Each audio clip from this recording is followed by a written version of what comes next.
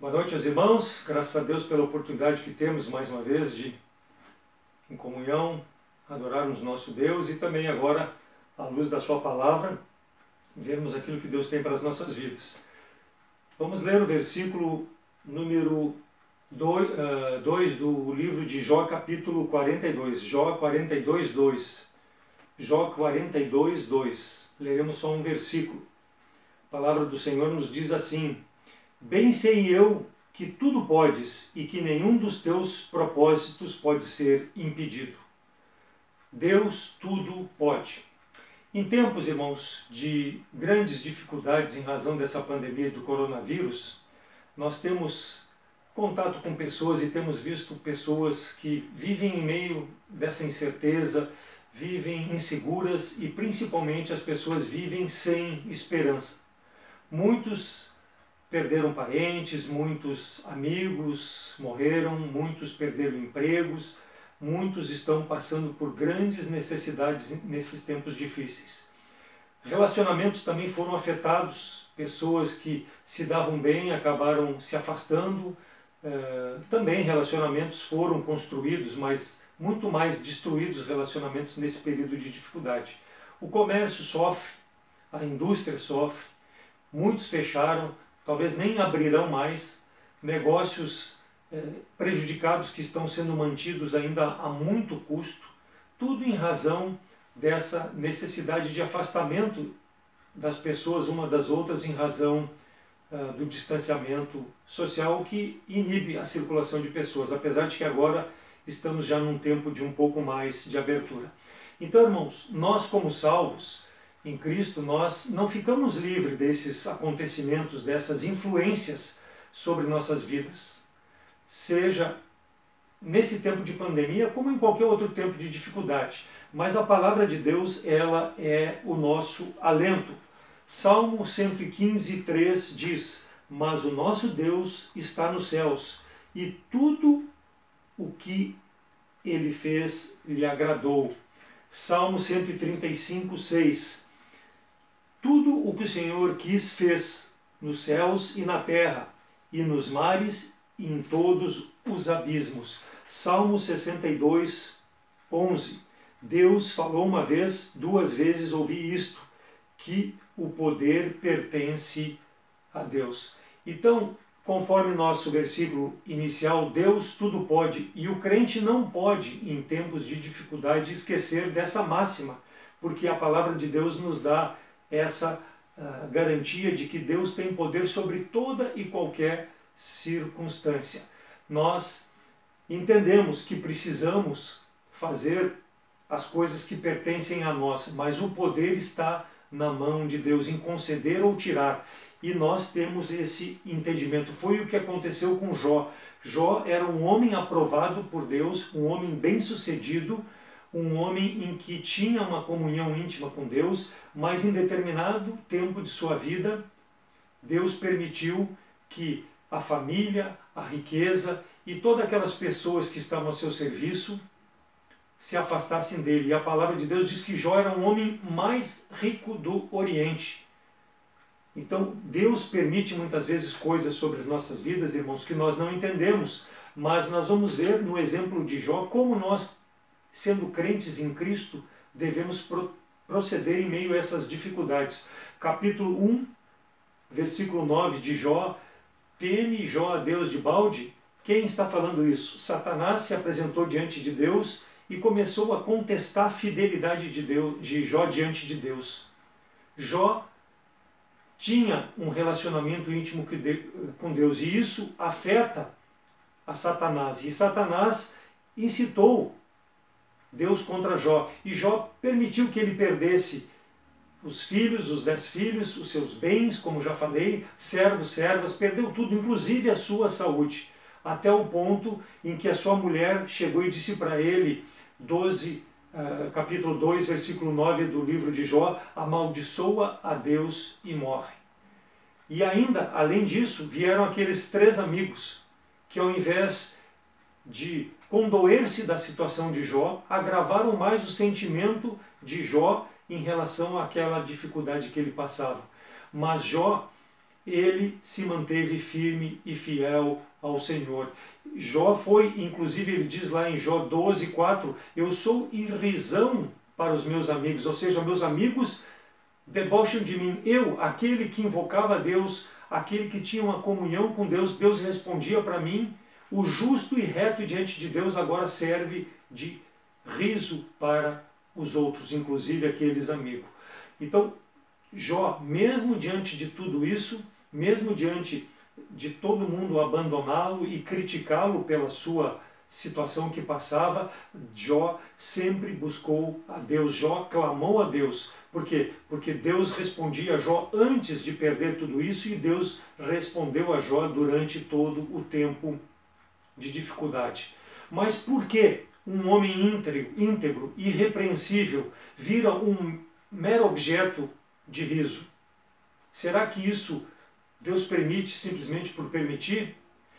Irmãos, nessas circunstâncias adversas é que nós não devemos questionar a Deus. Por quê? Porque quando algo que não nos agrada acontece, qual é o primeiro questionamento? Por que comigo? Por que Deus está permitindo isso? Eu que estou servindo a Deus, eu que estou sendo fiel. Por que essas grandes dificuldades e necessidades sobre a minha vida? Jó em momento algum se referiu a isso. Jó em toda a sua angústia jamais proferiu qualquer palavra contra Deus ou atribuiu qualquer coisa como culpa a Deus. Capítulo 9, versículo 2 e 15, ele mostrou a sua queixa a Deus, não em razão dos problemas. Ele reconheceu o senhorio de Deus, mas ele suplicou a misericórdia de Deus nesse tempo de dificuldade. E essa deve ser a postura do crente, irmãos. Mesmo que as coisas à nossa volta, mesmo que as pessoas que nos cercam não tragam palavras de conforto, nós temos na palavra de Deus o conforto necessário para prosseguirmos. A indignação de Jó nunca foi contra Deus. A indignação de Jó, se o irmão ler todo o capítulo, todo o livro de Jó, vai ver que foi contra aqueles amigos da onça que o acusavam de ter cometido algum pecado, que acusavam ele de ter cometido alguma coisa injusta para receber o castigo de Deus. Mas Deus não age assim conosco. Deus não tem prazer em nos castigar. Deus tem prazer na nossa comunhão.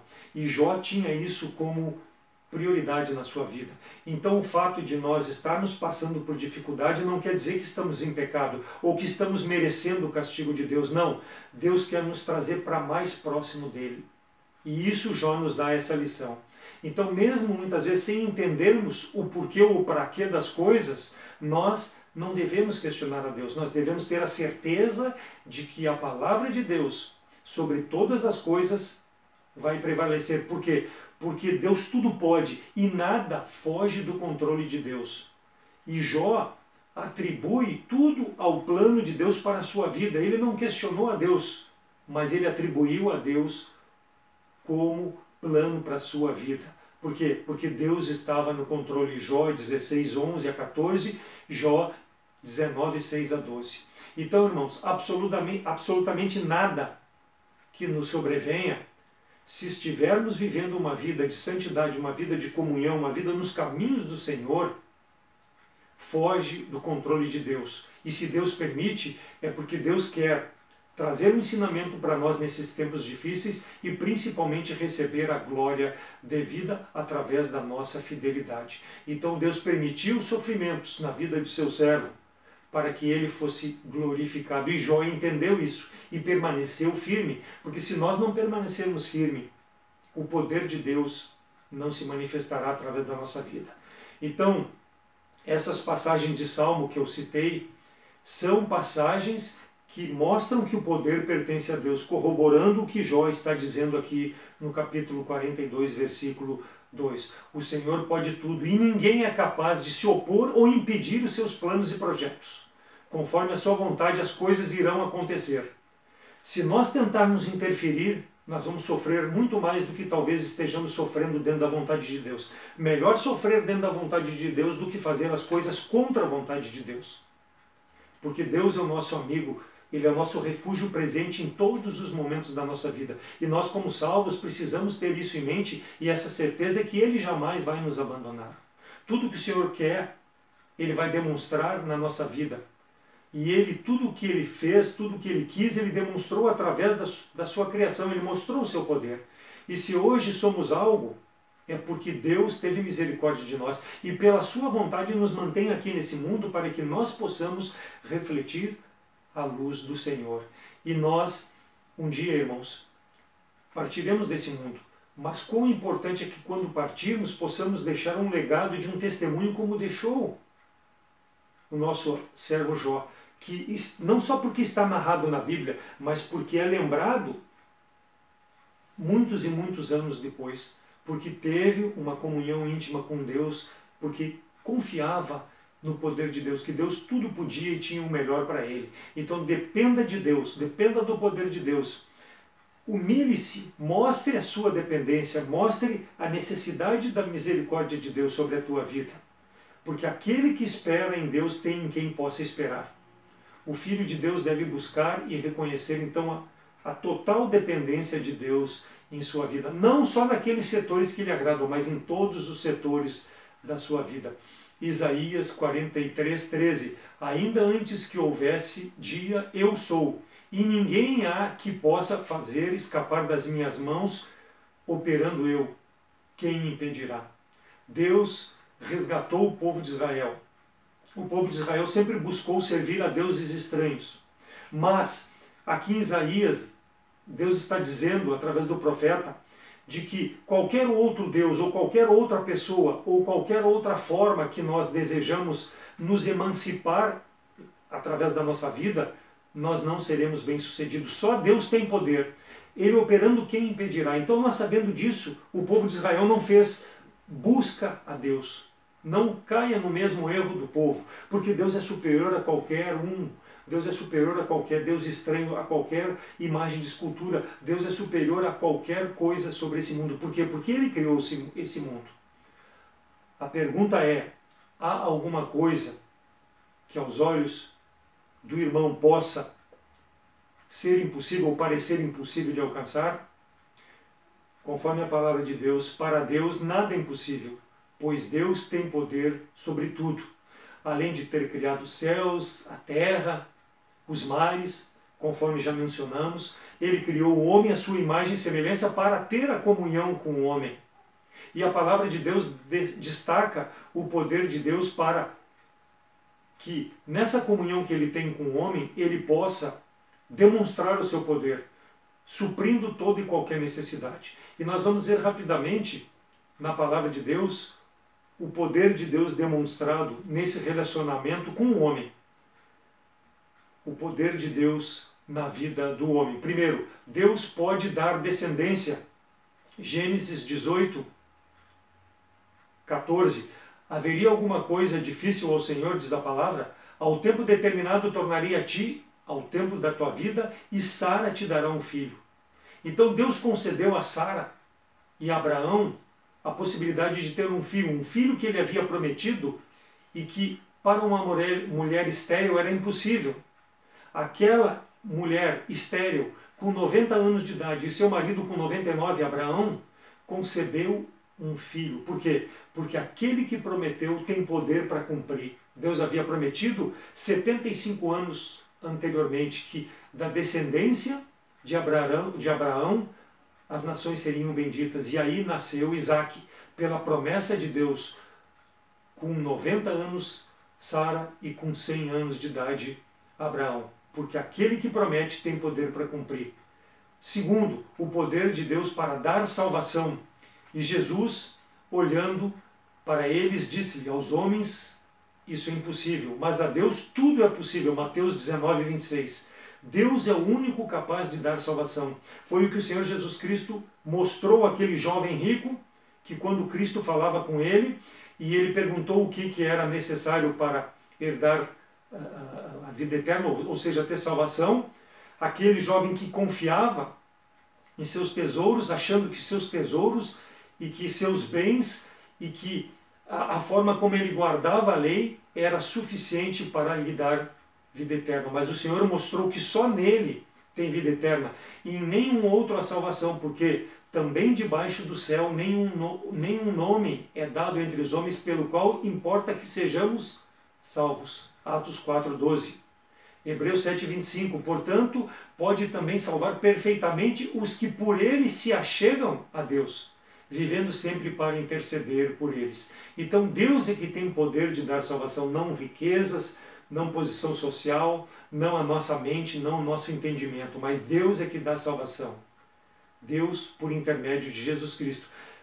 Tu que nos assiste pelas redes sociais, se ainda não crê em Jesus Cristo como Salvador, nada pode te aproximar de Deus senão a pessoa de Jesus Cristo. Por quê? Porque é de Deus que vem a salvação. Nenhum nome dado entre os homens importa pelo qual sejamos salvos. É Jesus Cristo que veio a esse mundo para dar vida a todo aquele que nele crê. Por quê? Porque foi ele que sofreu pelos nossos pecados. O Filho amado de Deus foi entregue na cruz para nos resgatar da nossa condição de pecado. E é uma vida completa, não é uma salvação parcial, momentânea só para esse mundo, não. É uma salvação eterna, completa. Quando nós chegarmos na presença de Deus, pelo sangue de Cristo seremos justificados eternamente, porque foi no Calvário que ele nos comprou com seu sangue. Então Cristo está ao lado de Deus, intercedendo por toda e qualquer necessidade que nós tenhamos que apresentar a Deus em seu nome. Por quê? Porque além de dar salvação, ele está intercedendo pelo Pai. Por quê? Porque ele ama aquele que ele salvou. Então esse é o poder de Deus. Deus não nos deixou órfãos nesse mundo. Ele nos deixou o seu Espírito para que nós possamos viver de forma que agrademos a Deus e glorifiquemos a Deus com nossas vidas. Esse é o poder de Deus na vida daquele que crê. Deus também pode livrar-nos de pecar. Hebreus 2:18, porque naquilo que ele mesmo, sendo tentado, padeceu, pode socorrer aos que são tentados. Então Deus tem poder para socorrer na hora da tentação. Por quê? Porque Cristo foi tentado, Cristo se fez homem e habitou entre nós, e ele suportou a tentação. Lá em Mateus 4, de 1 a 11, quando o tentador Satanás se aproximou e disse: se tu é o Filho de Deus, manda que essas pedras se tornem pães. O que o Senhor Jesus Cristo respondeu: está escrito, nem só de pão viverá o homem, mas de toda a palavra que procede da boca de Deus. Tentado, ele respondeu a Satanás a tentação. Depois ainda foi tentado: se tu és o Filho de Deus, Satanás fala para ele: lança-te daqui abaixo, porque está escrito que aos anjos dará ordem para que te sustente, para que te protejam, para que tu não possa tropeçar. E o que o Senhor Jesus Cristo respondeu? Também está escrito: não tentarás ao teu Deus, o Senhor de todas as coisas, aquele que tem poder. Não tente a ele, dependa dele. E Satanás ainda tentou pela uma terceira vez a Jesus e disse: tudo te darei se prostrado me adorares. E o Senhor responde: está escrito, somente a Deus, somente ao Deus poderoso é que nós devemos adorar e servir. Então Cristo padeceu por tudo isso, nos deixou o ensinamento de como nós podemos manifestar o poder de Deus na nossa vida quando nos abdicamos das coisas da carne e procuramos mostrar a vontade de Deus para que o seu poder possa ser manifesto, guiados pelo Espírito nesse mundo pecador, nesse mundo mau que tenta nos tragar para não darmos glória a Deus. Temos vitória quando dependemos do Espírito de Deus. Deus também pode livrar-nos da idolatria. Daniel 3,17. Eis que o nosso Deus, Sadraque, Mesaque e Abednego, respondendo: a quem nós servimos é que nos pode livrar.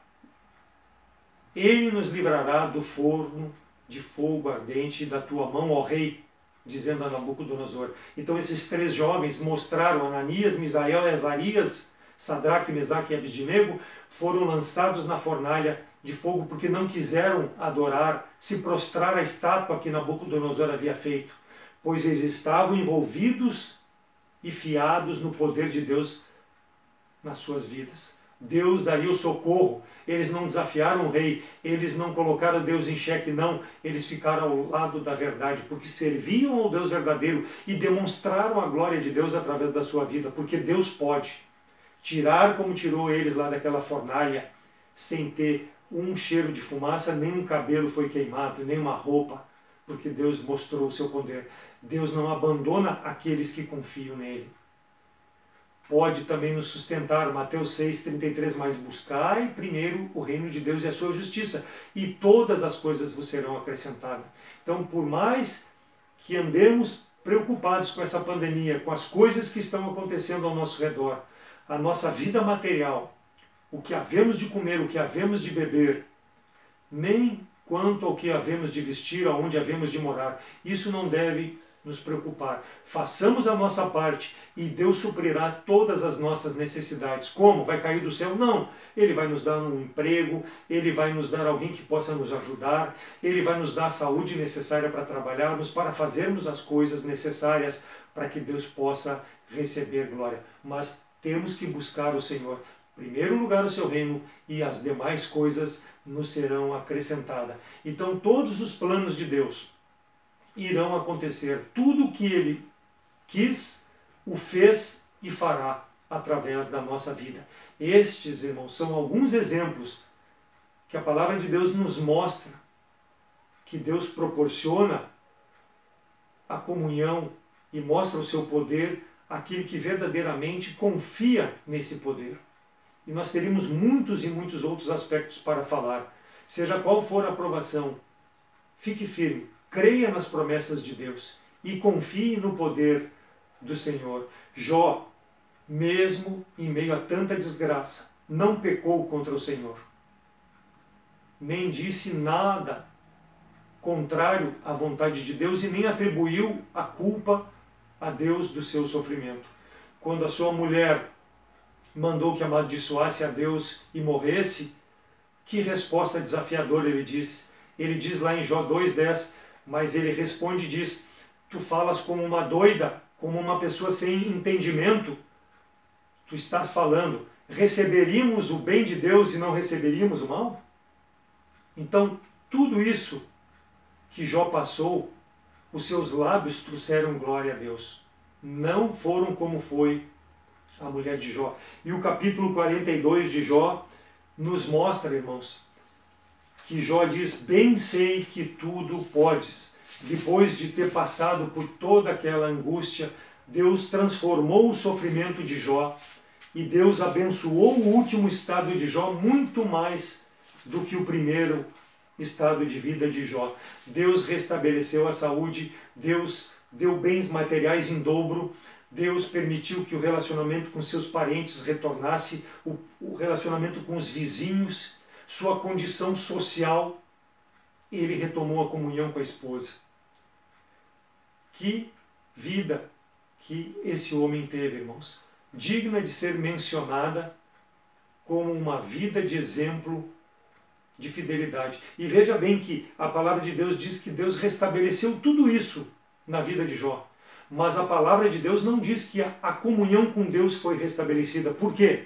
Porque Jó, em meio às provações, nunca perdeu a comunhão com Deus. Mesmo com toda a angústia, a comunhão dele foi sempre mantida. Tudo mais foi restabelecido, mas a comunhão foi mantida. Por quê? Ele sabia quem era aquele Deus, aquele que tinha dado o poder para ele ter tudo e tinha com o poder na sua mão retirar tudo aquilo que ele havia dado. Por quê? Jó tinha ciência que nada pertencia a ele, nem os filhos, nem a saúde e nem a condição material.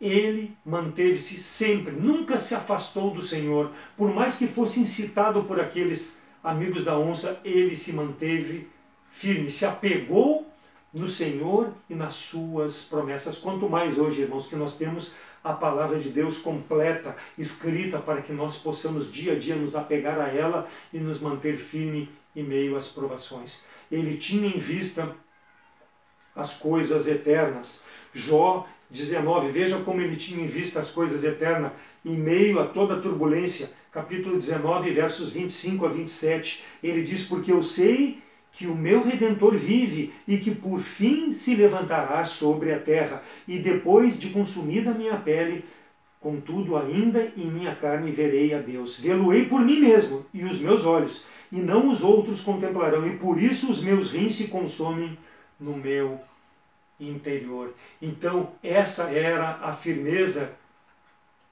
de Jó. Ele talvez pudesse ter passado pela mente dele desistir, mas ele não desistiu, irmãos.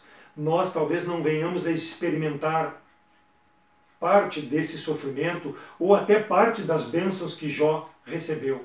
Mas nós temos o exemplo de uma vida que foi consagrada para a glória de Deus. As coisas que nós devemos ter em mente é, como Jó, fidelidade em meio às provações. Não que não vamos ter tribulação, mas nós vamos ter a presença de Deus.